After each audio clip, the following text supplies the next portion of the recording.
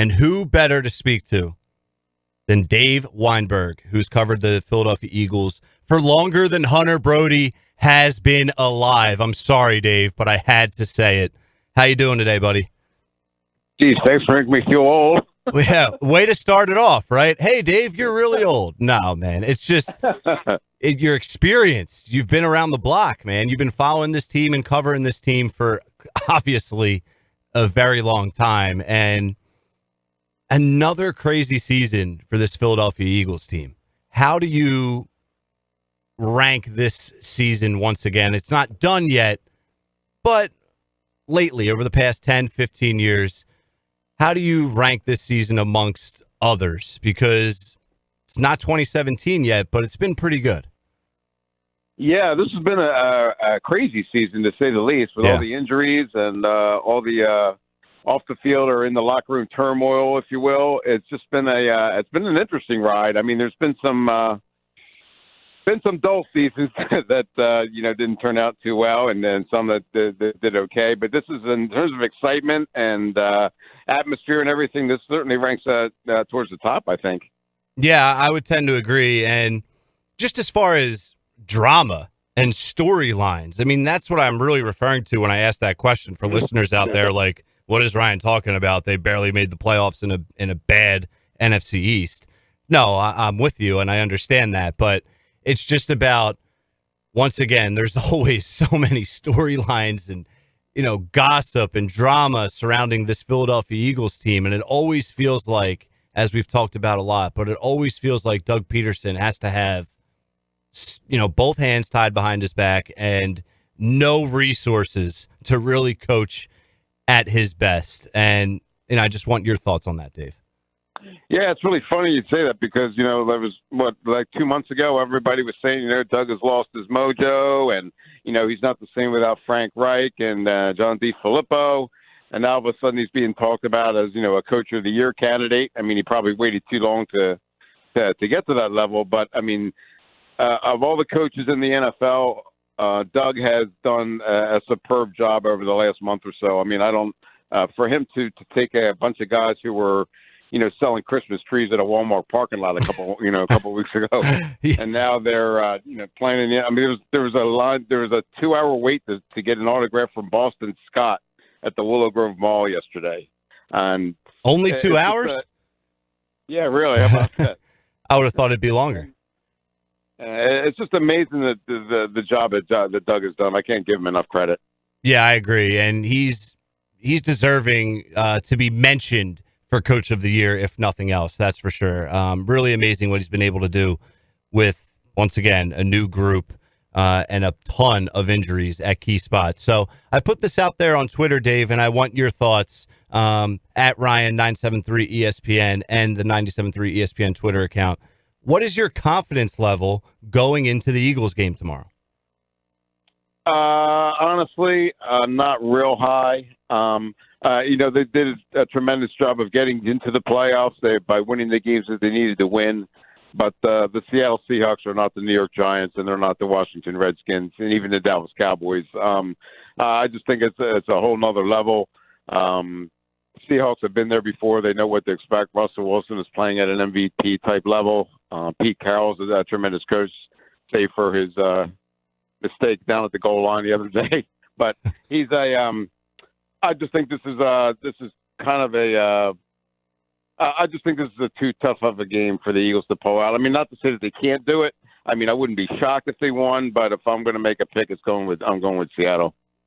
Wow. Yeah, that's a little bit, I don't want to say it's surprising. It's not surprising at all. I agree with everything you said, but I think why so many people are confident going into the game, just to give the listeners the other side of it, is the amount of injuries that the Seahawks are dealing with as well. And they're entering the game tomorrow, losers of 3 of their last 4, and they have injuries at key positions, left tackle, left guard. Clowney's going to give it a go, but he's not 100%. Linebacker Kendricks, he's out. And then obviously Marshawn Lynch is back wearing a helmet after Pro Bowler Chris Carson and former first-round pick Rashad Penny is out. So I think that's maybe why people are so confident, but I think Carson Wentz is another reason, Dave. And before we brought you on a few minutes earlier, I asked Hunter, what is Carson Wentz playing with tomorrow? What do you expect from him? And when I say playing with, I mean, is it house money? Does it matter what Carson Wentz does in the game tomorrow? If he goes out and plays okay and they lose by a touchdown, are people going to be okay with that? Are you going to be okay with that?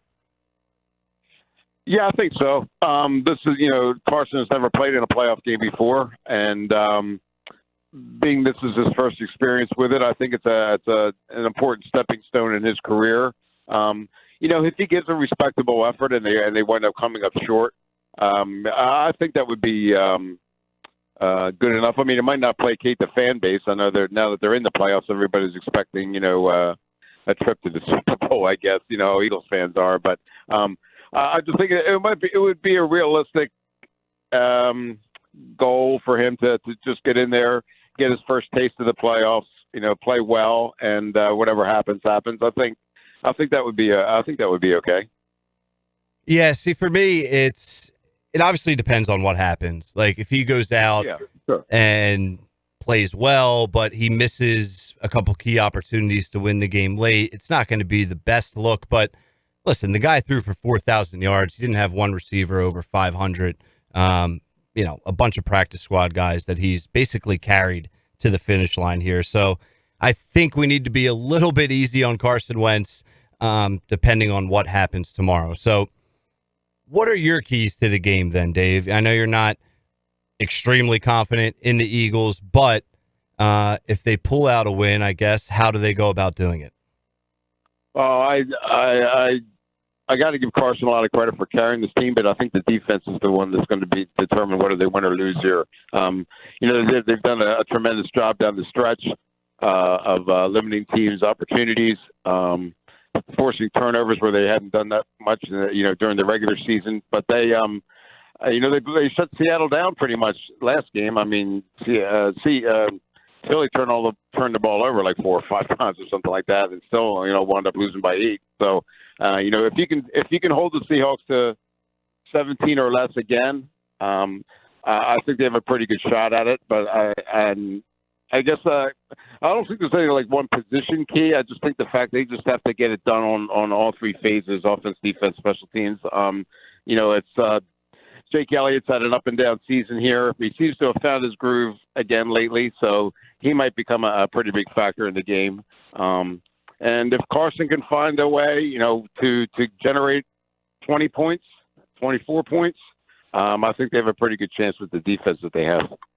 Yeah, one thing we all know is the defense is much better at Lincoln Financial Field than it is on the road. I think they give up 17 at home compared to about 24, 25 on the road. So we know it's going to be crazy there. We know they play better at home, but we'll actually see what happens there going up against an MVP in Russell Wilson.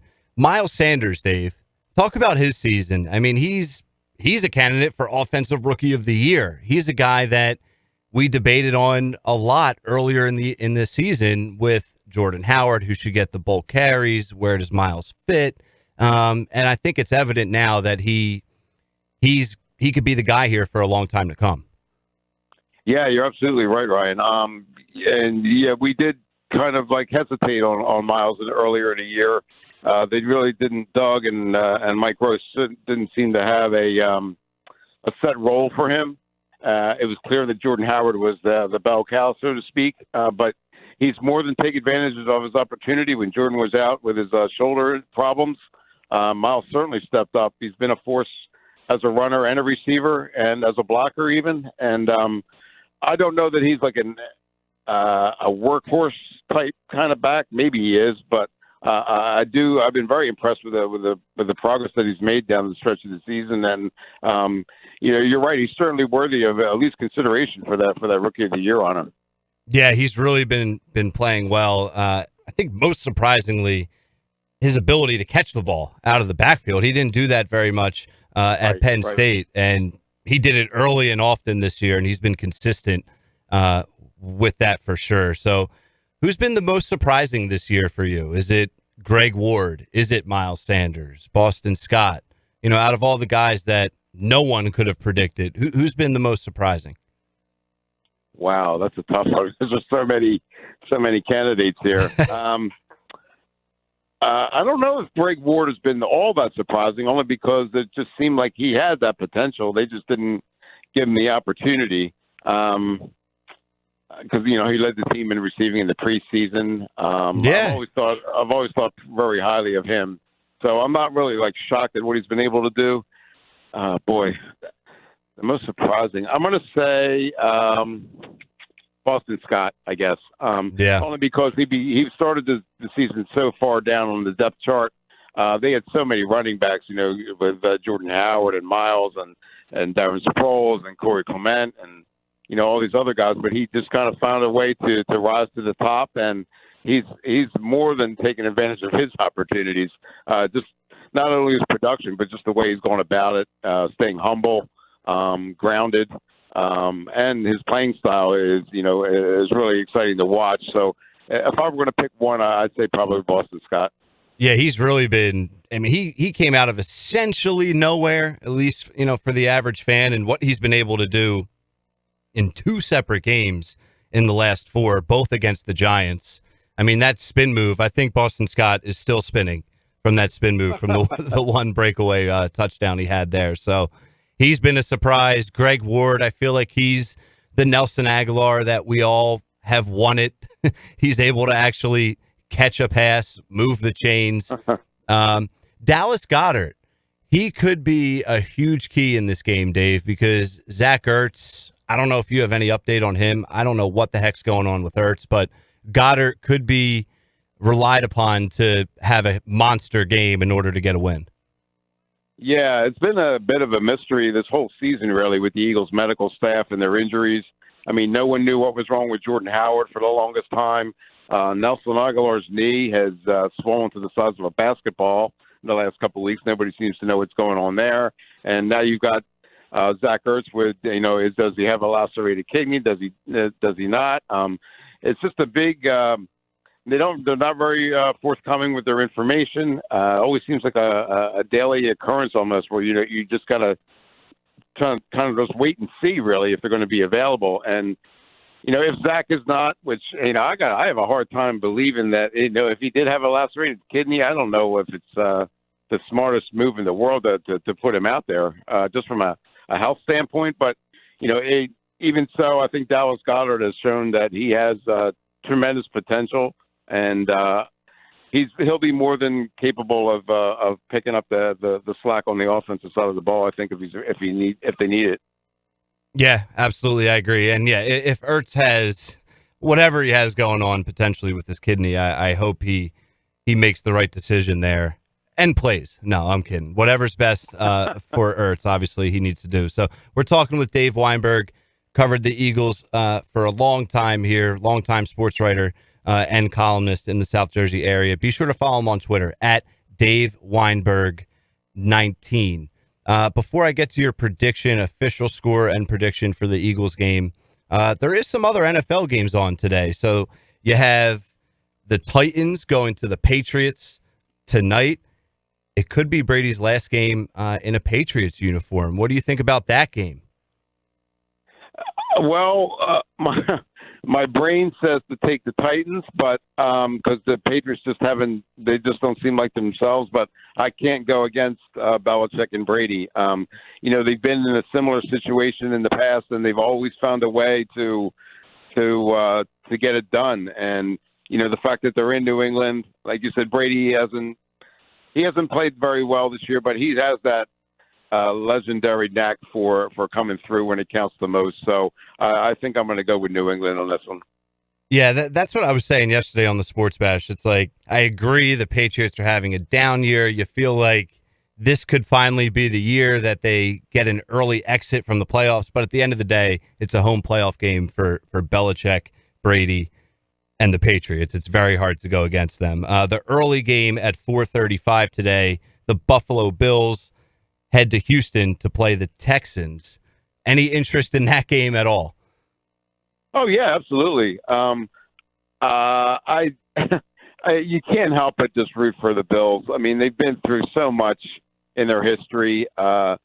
I don't think they've had a playoff win in like 13 years or something like that, or maybe haven't even been in the playoffs in that long. I don't know, but it's they're one of those heartbreaking franchises that never seem to get that opportunity to go to the next level. And I'm just kind of rooting for them, I guess, just from a personal standpoint. Just if there's any franchise that's deserving to move forward, I think it's the Bills. So I'm going to go with them just from a heart standpoint.